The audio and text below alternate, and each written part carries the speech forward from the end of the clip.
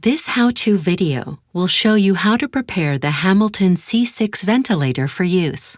This educational video does not replace the device instructions for use. Be sure to read the Ventilator Operator's Manual, as well as instructions for use that accompany the humidifier or other devices, breathing circuits, and other consumables.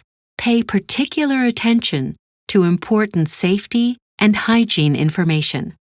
There are a few steps you need to follow before starting ventilation. The whole procedure takes approximately 3 minutes.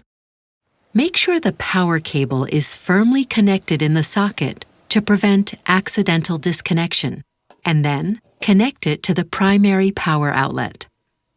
The battery status indicator shows the charge status of the battery, even when the ventilator is turned off.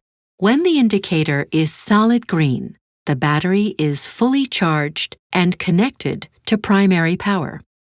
When flashing, it means that the battery is still charging.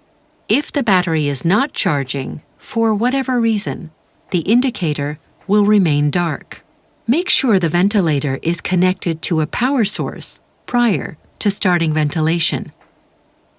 If you haven't done so already, connect the oxygen hose to the ventilator, and then to the gas supply or a gas cylinder.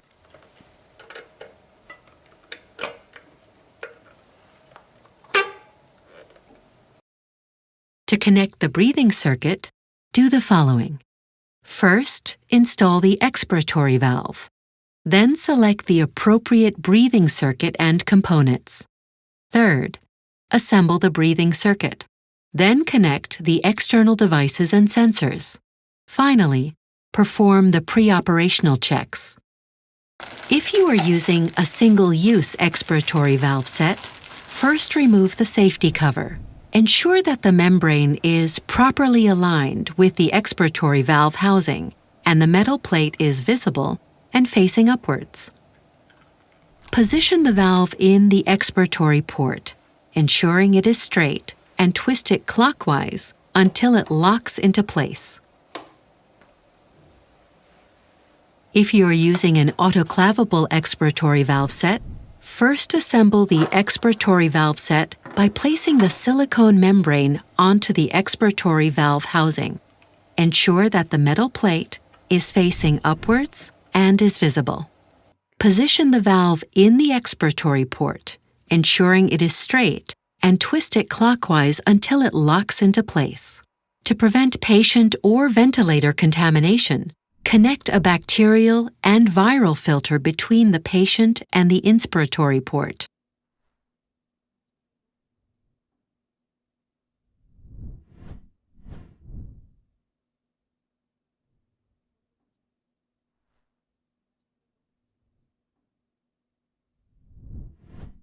Install a water bag or bottle above the humidifier. Choose the correct breathing circuit according to the patient group or selected treatment. The following information applies if you are using the Hamilton BC 8022 breathing circuit or any other double-limb breathing circuit for an active humidifier. First, insert the humidifier chamber. Connect the shorter blue tube to the inspiratory port on the ventilator, and then connect the expiratory tube to the expiratory valve.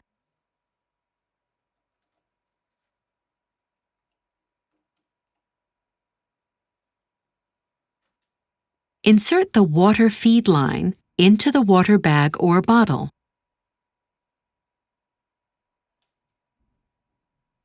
Make sure that all electrical contacts on the breathing circuit match the connecting element on the humidifier.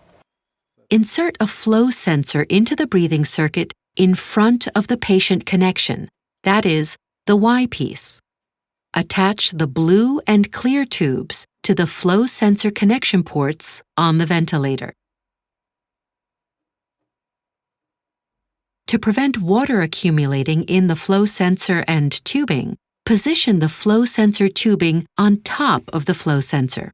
The gas temperature is measured at the Y piece by means of the temperature probe integrated in the inspiratory limb. Keep the inspiratory limb positioned correctly. If you are using a coaxial breathing set with the proximal flow sensor, first connect the main tube to the inspiratory port on the ventilator. Then, connect the expandable expiratory tube to the expiratory valve.